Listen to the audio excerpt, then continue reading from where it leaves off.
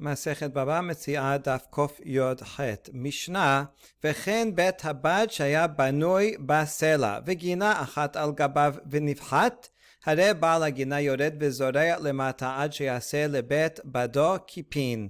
The previous Mishnah talked about one person living in an upper story and another in a lower story, and they get a hole in the floor of the second story building.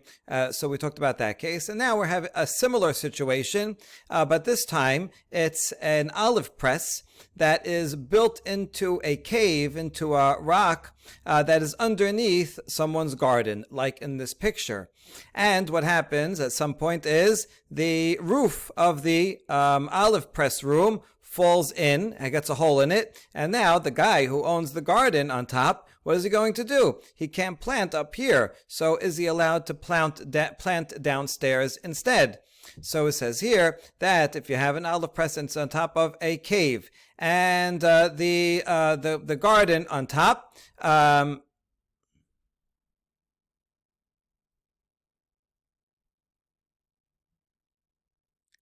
and the garden on top gets a hole in it and falls in, the owner of the garden can go down and plant at the where the hole is down below until the owner of the olive press rebuilds it and makes a dome to hold up his ceiling strongly so that then the guy on top can fill it in and plant once again. הכותל והאילן שנפלו רשות רבים והזיקו פטור מלשלם, נתנו לו זמן לקוס את האילן ולסתור את הכותל ונפלו, בתוך הזמן פטור, לאחר הזמן חייב. If someone has a wall or a tree that they own, it's on their property, but then it falls into the public domain and it causes damage, right? My wall at the edge of my property falls and hits something. So I don't have to pay because it was an accident. I didn't want my wall to fall. I didn't know it was going to fall. Fell down. Right, sorry, but I don't have to pay. It's an accident. However, if the city noticed that this wall is shaky or this tree is not so strong, and the Bet Din says, listen, you have to cut down this tree, you have to break down this wall because it's not good. It's going to fall. And they give him time to do that. Let's say they give him 30 days. You have 30 days to take down the wall because it's not safe. If it falls down and hurts someone within the 30 days, the owner of the wall does not have to pay. The deadline didn't come yet. You can't expect them to just drop everything and take it down right away. That was before the deadline. But if it's after the deadline and he was just lazy and he waited and didn't take down his wall and they warned him and they said, take it down, it's not safe, and it falls and hits someone, then the owner of the wall or the tree is liable to pay. מי שהיה קוטלו סמוך לגינת חברו ונפל, ואמר לו פנה אבניך, ואמר לו הגיעוך, אין שומעין לו. Someone had a wall right next to someone else's garden, and the wall fell down. It didn't hurt anybody, but all the bricks are in that person's garden. And the owner of the garden says, take your bricks away. I want to plant over here, so you're responsible to go come and work and carry off these bricks. And the owner of the wall says, you know what, they're yours, Hefket, I don't want the bricks, you can keep them.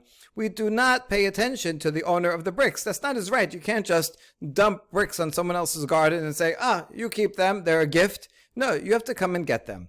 However, Misha Kibel Alav Amar lo, Helach et yisiotecha v'ani atolet sheli and sham'in lo. If the owner of the garden accepted them and said, okay, I'll keep the bricks, and now he put them all on his side and moved them to where he wants them, and then the owner of the bricks says, you know what, I changed my mind. I actually want the bricks. I'll pay you for your labor, right? You worked very hard. You cleaned up all the bricks and you put them in a nice pile over here. I'll pay you for your work, for your labor, and I am taking my bricks. Then we do not listen to the owner of the bricks either in that case, because once he said, here's your bricks, you can take them. And if the owner of the garden actually took them up on his offer and took the bricks, then that's it. The owner of the bricks doesn't have a right to take them back.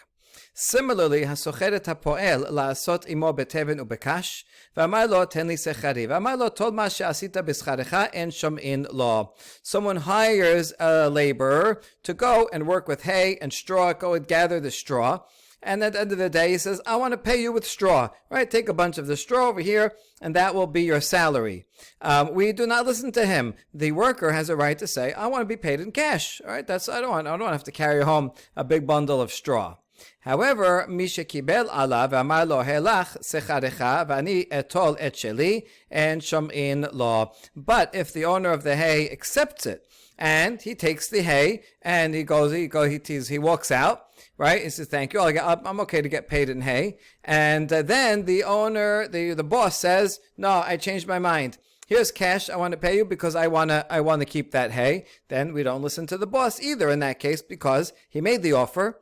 The worker accepted the offer, took the hay, that's it. Now you can't renege on that deal. Gemara will ask why we need both of these cases of the bricks falling into the garden and paying the person with hay. They seem to be the same principle. Okay, to the first case, Nifcheta. Rav amar beruba ushmuel amar be'arba. Back to the case of this olive press ceiling that falls in. So when can the guy on top go down and plant whatever he wants on the bottom floor there? It's a machloket. The Rav says only if the ceiling mostly caved in, the majority caved in, then the guy on top can plant on the bottom. But less than the majority, it's just a little hole. No, he can't. But Shmuel says even if it's 4 by 4 tefachim, relatively small, just like 1 foot squared, already a hole of just that size makes the planting on top not acceptable, and therefore he can plant his entire garden on the lower floor in that cave. Now let's explain what their reasoning is. Rav amar beruba aval be'arba adam zorech chesio lemata v'chesio lema'la. Ushmuel amar be'arba en adam zorech chesio lemata v'chesio lema'la. Rav says only if the majority falls in. But let's say if it's a smaller hole, smaller than the majority, but bigger than 4 by 4, then it's no problem. You can plant up on top, and just where that hole is, then he'll plant on the underneath. And a person doesn't mind planting a little above and a little below. Fine, sometimes you have that multiple levels of planting. It's not a big deal. Shmuel, however, says, no, even if it's a 4 by 4 hole, he can bring all of his stuff down and use all of the downstairs because a person does not usually plant on 2 different levels. It's a pain in the neck. You have to keep going up and down and plowing up and down. He can put everything down on the first floor until the guy who owns the first floor fixes his roof. Now, if you remember, Rav and Shmuel had the same machloket regarding a house where someone lives up on top and someone lives on the bottom, and there's a hole in the floor. And Rav there also said that only if the majority of the floor is broken, then the upper tenant can come live downstairs. But if it's only a small amount, then not. And Shmuel says, no, you have a hole, fine. So that hole, you have some stuff you want to put. Okay, you can use downstairs that hole, that space of that hole. But otherwise, you live upstairs because people sometimes live upstairs and downstairs. That's not a big deal. So now we're wondering why then Rav and Shmuel have to say these statements for both cases. Couldn't we just say it in one and we could figure it out for the other? It's actually not clear if Rav and Shmuel themselves originally said their opinions about in both contexts, or if the Talmud is applying their machloket in both contexts. Either way, even if it's the second, the question is why do we have to apply it to both contexts? Why couldn't we figure one out from the other? And the answer is usiricha, we need both. Diashminan dira behakamar Shmuel mishum dela abidi inashed daire purtehacha purtehacha. Avalinan ziria abidi inashed zarhacha purta vehacha purta emamode lerav. If we only had the machloket regarding the house, the guy living upstairs and downstairs, I would say that's where Shmuel says that people don't generally live half upstairs and half downstairs. That's very annoying to have to live in such a situation, and therefore, even if a little bit has a hole in it, you can move totally downstairs. That's true for living. But I might have thought, when it comes to planting, that's not such a big deal to put some plants upstairs and some plants downstairs. And maybe he would agree with Rav that the guy upstairs cannot move everything downstairs unless it's a majority. And therefore, I need the case of the planting to teach me that Shmuel would follow his opinion even in the case of plants. And if I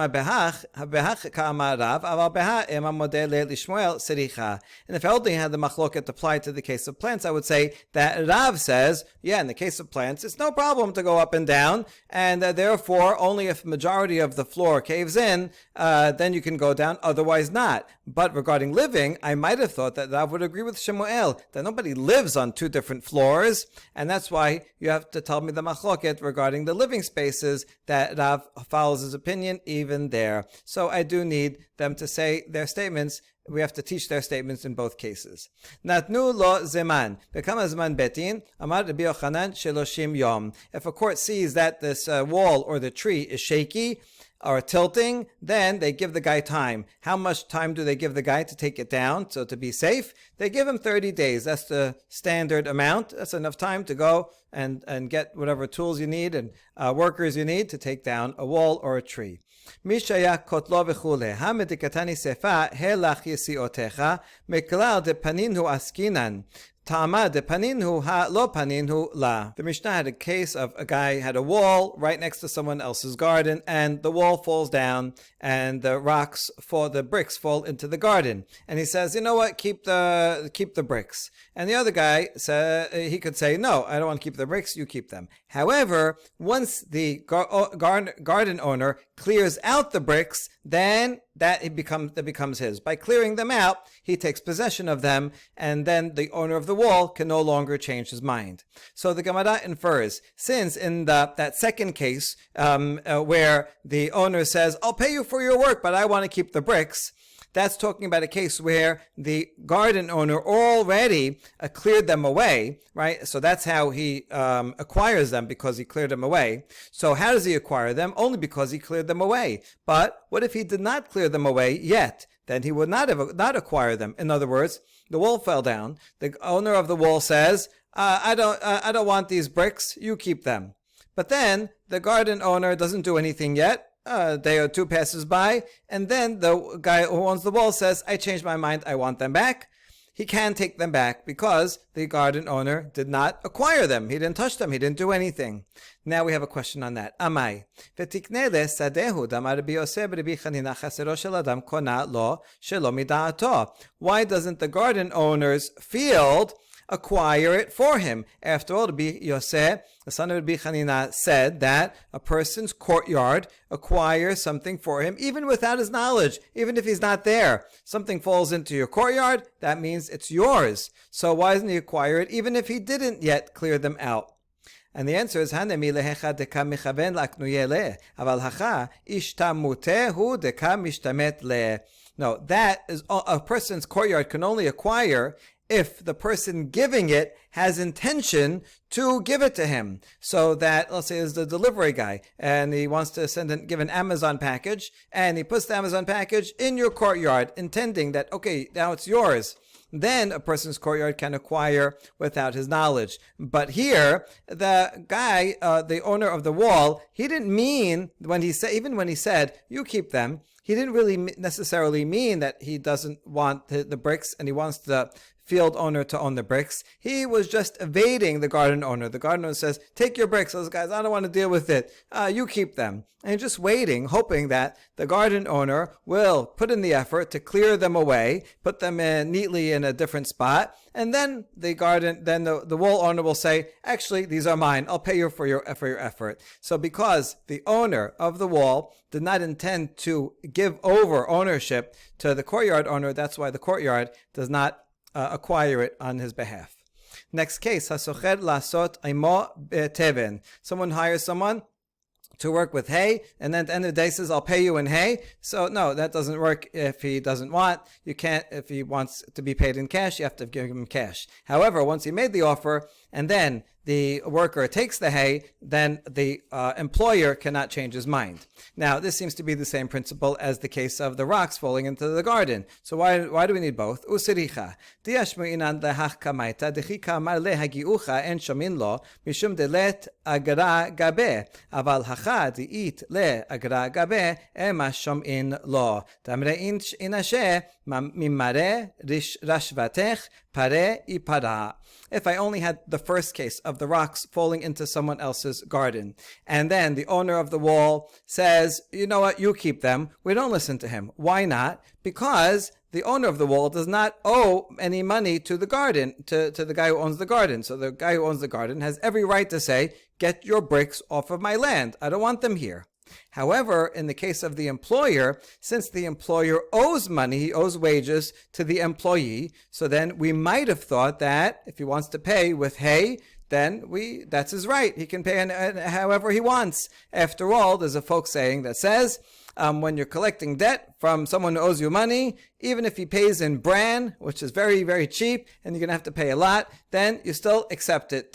If he's paying you, take it. If someone pays you with bags of pennies, then take it, right? That's still a form of payment. So I might have thought we would apply that here also. And since he's paying you your wages, so accept it in A. You have to accept it however he wants to pay. And that's why we need the second case to see it to teach no. Someone who comes and works as a day laborer can be expected to get cash payment, and he can demand that.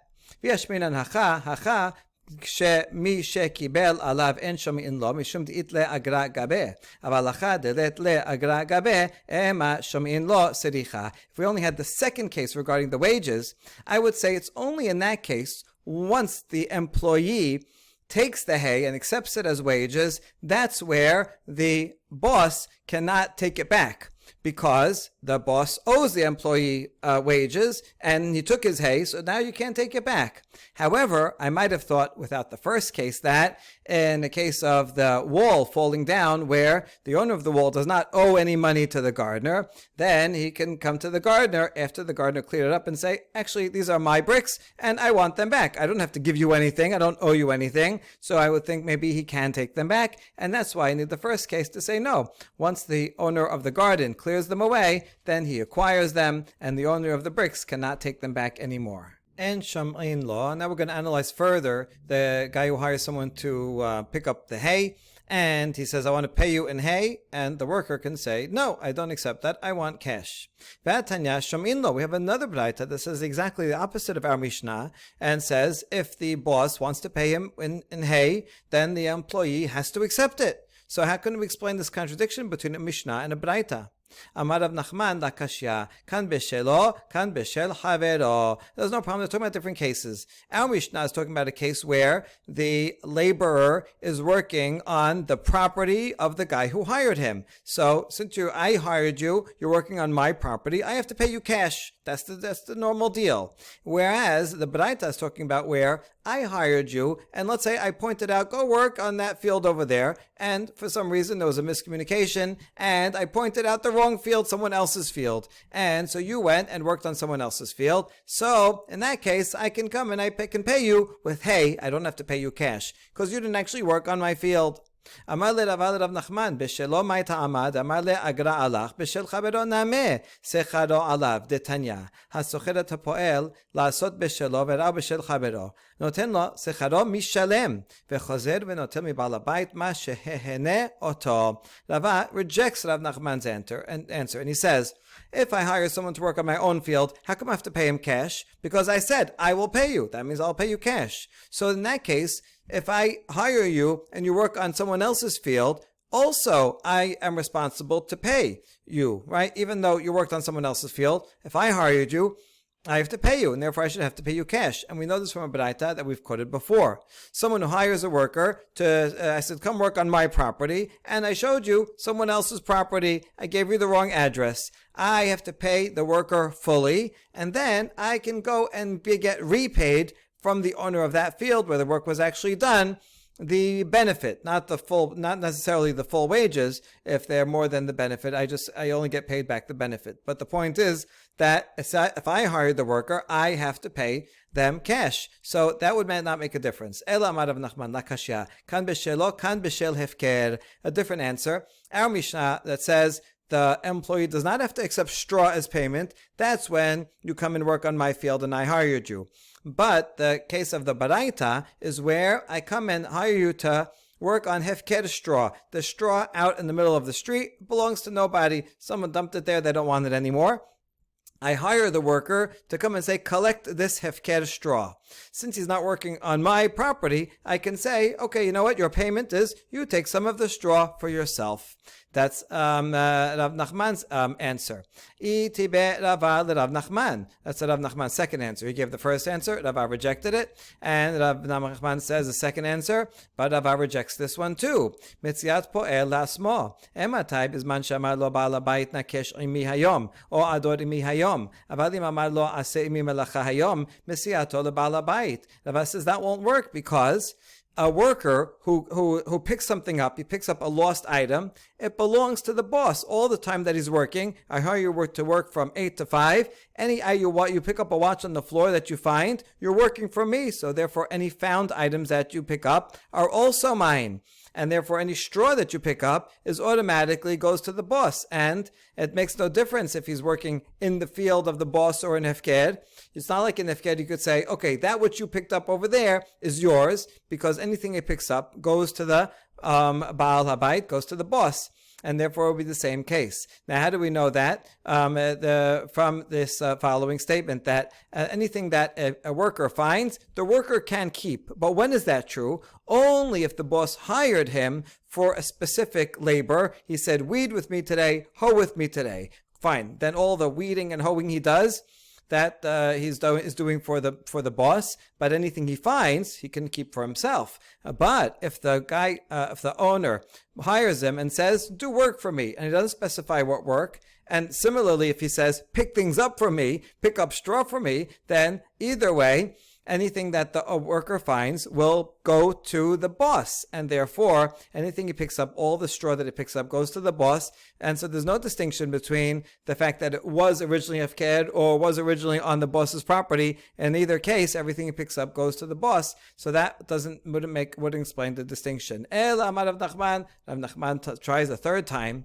La kashya kan behagbaha kan behabata. Our Mishnah is talking about a case where I hired the laborer to pick up the straw for me. In that case, since he picks it up, I acquire it, and therefore I cannot pay him with hay. I have to pay him cash. That's the Mishnah. Whereas the Baraita is talking about where I hire a worker to go and watch straw that's in the street. It's Hefked. Don't pick it up, just watch it and scare away anybody else who comes to try to take it. In that case, because the worker did not pick it up, he did not gain ownership of it. So then at the end of the day, I can say, listen, you can get paid. Take some of that straw over there. It's Hefked. And then the worker has to accept that as payment. Amar Rabba, habata befker tana'ehi. Rabba says, now that we're talking about this is the subject of machloket tanaim, whether watching something that's hefked acquires it for the person watching it. It can't simply mean looking at it, because we saw all the way in the beginning of this masechet that just looking at a talit doesn't acquire it for you. You have to do something to pick it up. So here we're talking about something that's hefked, and you're watching it, you're guarding it. And that's the question. Does that give you ownership or not? Ditnan. Shomre sefiche shivit notin secharan mitirumat halishka.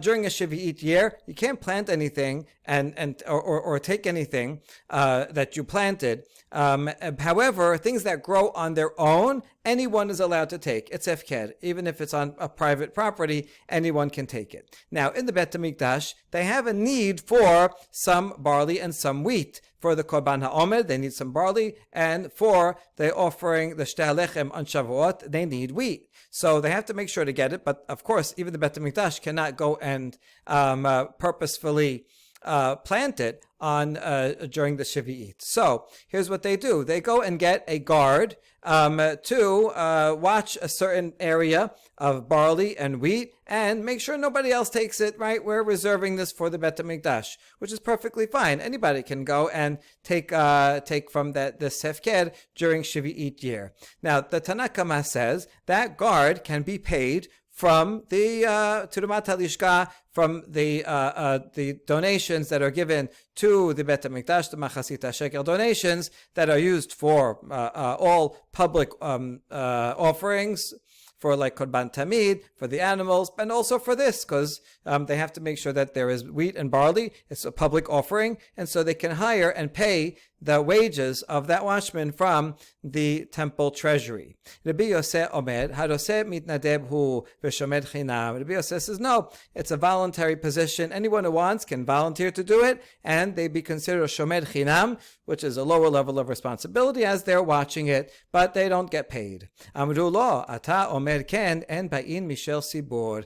Tanakama responded to the Yosef, says, if you say that, if you follow your opinion and don't guard him, then the wheat, the barley and the wheat is not coming from communal funds, because the watchman, since he's not getting paid, is acting on his own, and therefore the watchman, by watching it, is taking it for himself, and then if the Bet HaMikdash takes it and uses it, they're using private property, and you cannot fulfill a communal obligation with private property. So it's better if you pay them. You have to pay the watchman. So once he's an employee, he is watching it on behalf of the Bet HaMikdash, on behalf of the community, and only then is it considered a public offering. Okay, that's the Mishnah in Masechet Shekalim. Now let's analyze it and show that what is the essence of the machloket is about, does watching something hefker acquire something for you or not? So is this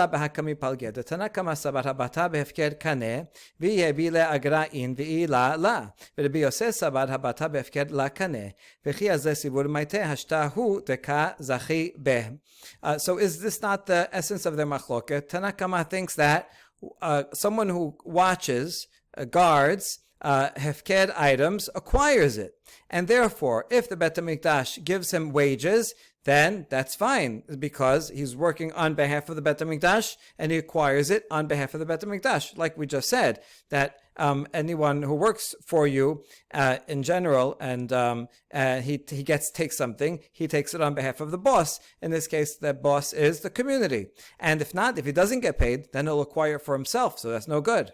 And Rabbi Yosef says that guarding something that's hefker does not acquire it, and therefore the guy is just there guarding it to make sure nobody else gets it. But when it comes time to actually cut it and take it, so a messenger from the Bet Din will come and take it on behalf of the community, and then at that point they will acquire it, but the watchman does not acquire it. So that would explain the essence of their machloket.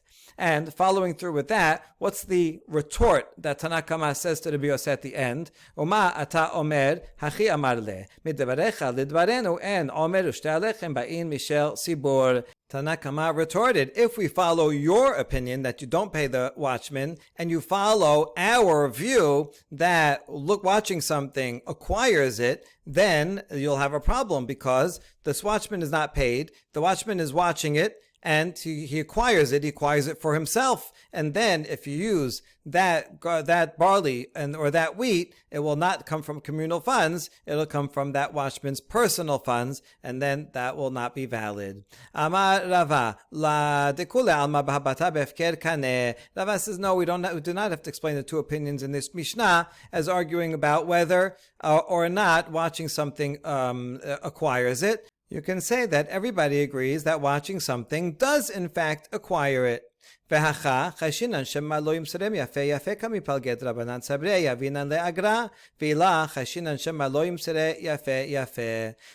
what is the machloket here? Since this watchman is guarding it, so that means that he will acquire it. So what are we worried about? We're worried about that if you don't pay him and he acquires it for himself, will he give it over fully willingly, over to the Bet HaMikdash? The rabbis are worried about that, and they say, since he acquired it for himself, he's going to be like, oh look, I have the barley that the whole Bet HaMikdash is using. Okay, I'm going to give it to them, but I'm going to really keep ownership in my mind. I'm going to keep the ownership of it, and therefore that's a big problem. We can't trust the person to really wholeheartedly give it over, and that's why you have to pay him. Once you pay him, there's no problem. He's guarding it on behalf of, and will acquire it on behalf of the Bet HaMikdash. Because otherwise we worry that he's not going to give it over fully. Whereas Rabbi Yosef said, lo chashinan shema lo yimserem yafe yafe, umat haomer hachi kamri le מדבריך לדברנו דחשינן שמא לא ימסרם יפה יפה אין עומר ושתי הלחם באין משל ציבור. Rabbi Yosef says we don't have to worry that a person is not going to give it over wholeheartedly. He understands the significance of this mitzvah. He's given enough honor that he washed it and then he acquired it. You didn't pay him, so he acquired it for himself. He owns the barley and then he gives it as a gift to the Bet HaMikdash on behalf of and now belongs to the whole community. The Bet HaMikdash owns it, and you don't have to worry. And now the last retort that Tanna Kama says, they're saying as follows: if we follow your opinion, according to our view, your opinion that we don't pay him, and according to our view that we worry that the watchman will not wholeheartedly hand it over, then it'll be a problem, because if he doesn't hand it over wholeheartedly, then the Korban HaOmed and the Shtei HaLechem will not come from communal property. Ikad Amre, or another version of Rava's explanation, Amar, Tekula Amar Habata Befked Lakane. It's actually the opposite. Everyone agrees that watching something that's hefker does not acquire it. So it's not going to get acquired.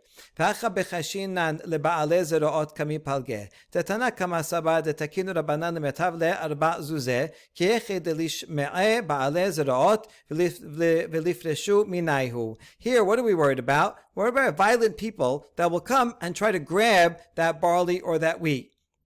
Tanna Kama says that the rabbi said, let's hire a guard to watch it, and then once the word gets out, the Bet HaMikdash has a hired guard there. So then these violent people, they're going to go somewhere else. They're not going to bother. Rabbi Yosef says it's not necessary. As long as you have a guard there, the violent people will stay away, and you don't have to pay the guard. Uma ata omer hachika amar le midebarecha lidbarenu en ba'in mishel sibur. So what's the retort in that case? Because either way, the guard doesn't acquire it. It'll be the representative of the Bet HaMikdash eventually will come and take it and acquire for the Bet HaMikdash. So there's no problem either way. So therefore, what's the retort? The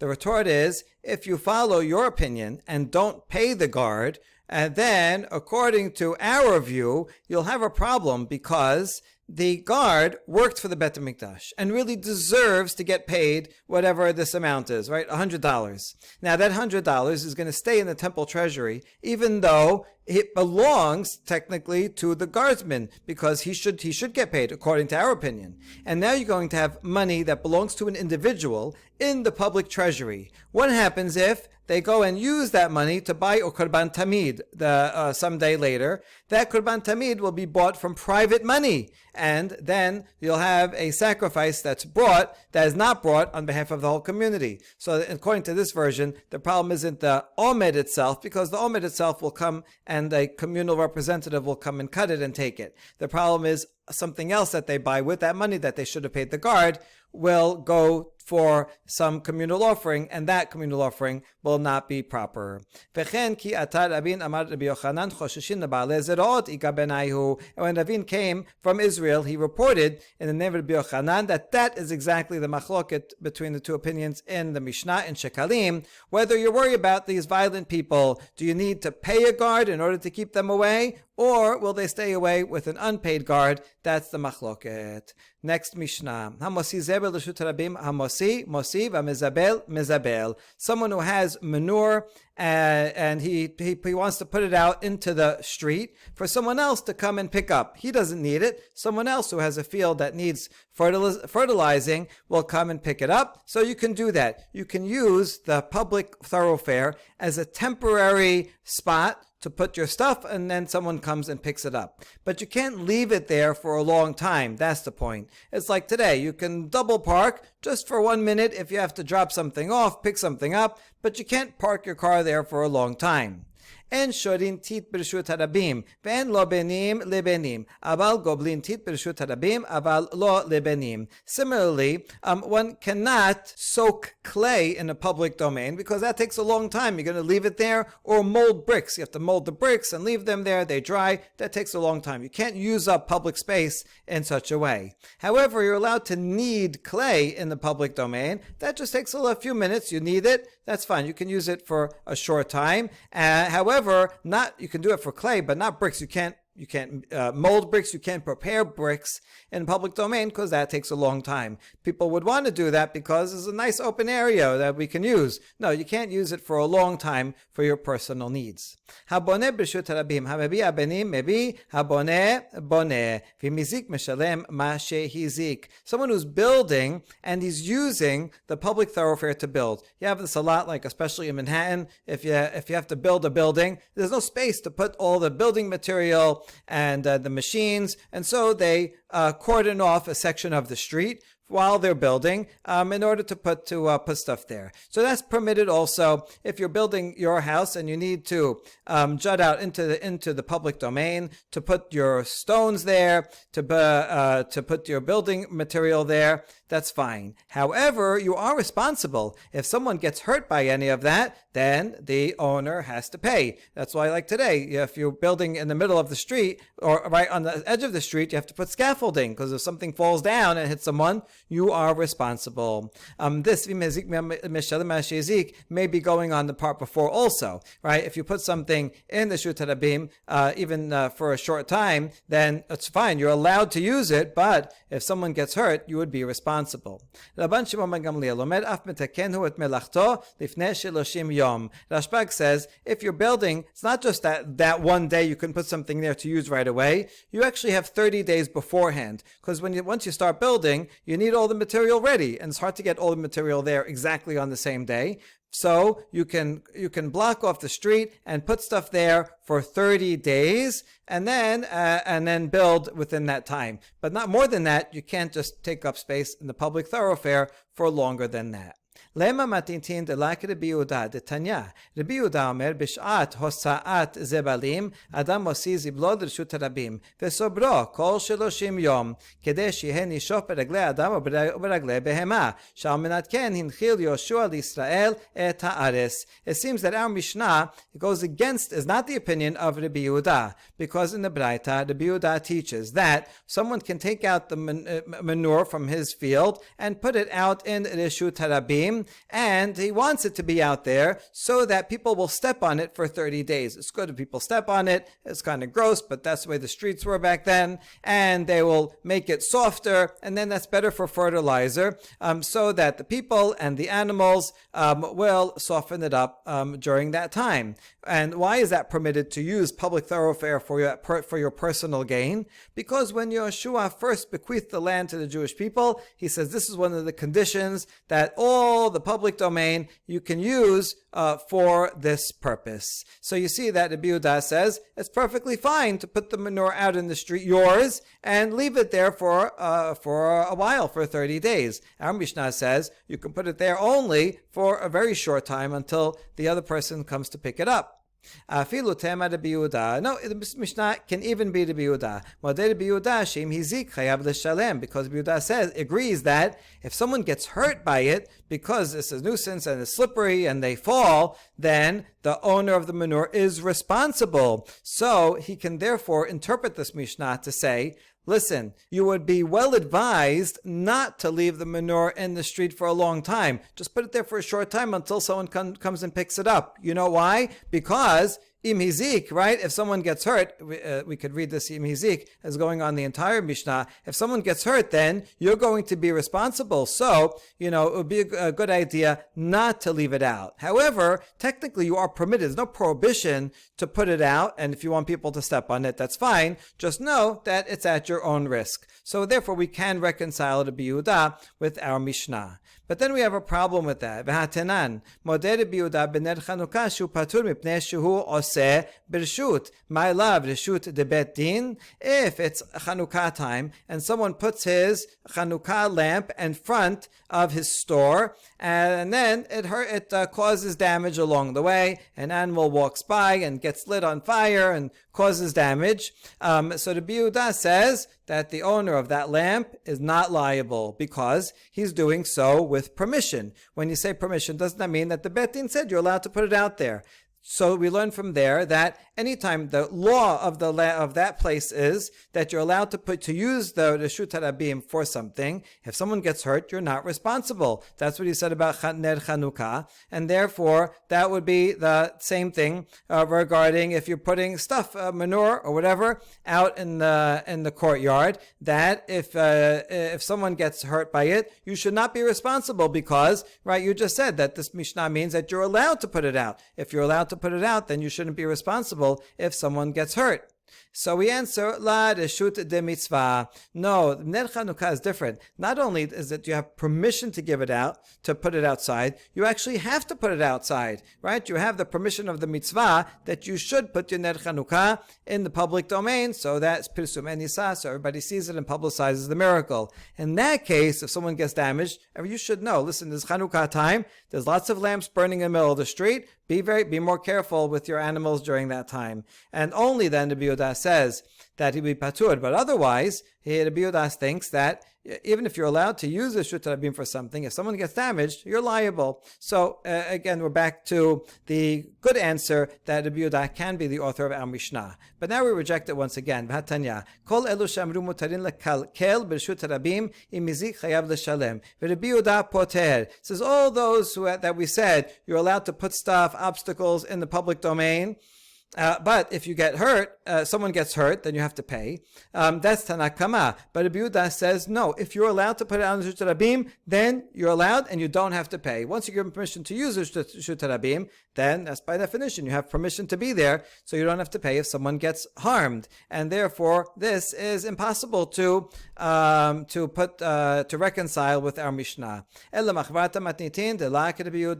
it's clear that our Mishnah it cannot be authored by Rabbi Yehuda. Amar Abaye, Rabbi Yehuda v'Rabban Shimon ben Gamliel v'Rabbi Shimon, kulehu sebira lehu kol makom shenatnu lo chachamim reshut v'zik patur. Abaye said, I see a common thread between these three Tanaim, Rabbi Yehuda and Rabban Shimon ben Gamliel and Rabbi Shimon. They all think that if the halacha gives permission for someone to do something, to put something in some place, and he puts it there, and then someone gets hurt, that the person that put it there is not liable because he had permission to use that space. Let's see where each of the three say it. Rabbi Yehuda hadamaran. Rabbi Yehuda, we just said, say if the rabbi said you're allowed to put manure out in the street for 30 days, and you put it there, and someone gets hurt, I'm not responsible because the rabbi said I'm allowed to do so. So since this is the general rule that everybody's allowed to do so someone walking by has to be careful not to trip and not to get injured, and it's their responsibility. All right, the rabbi said, I'm allowed to put this stuff there, so it's okay. Rabban Shimon ben Gamliel ditnan. Rabban Shimon ben Gamliel omer, af metaken hu et melachto lifne sheloshim yom.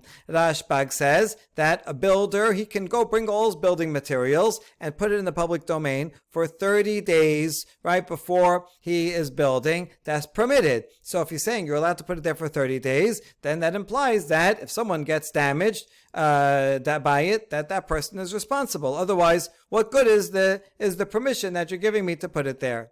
Rabbi Shimon ditnan, ha ma'amido ba'aliyah sarich sheyehe tachtav ma'aziba sheloshat tefachim ubakira tefach v'mizik meshalem ma shezik. Rabbi Shimon omer lo amidu kol shiurim halalu ela shemizik patur meleshalem. Rabbi Shimon, we see his opinion in Mishnah in Masechet Baba Batra. You see over here already at the end of Baba Mesia, we're anticipating some of the content in the next Masechet.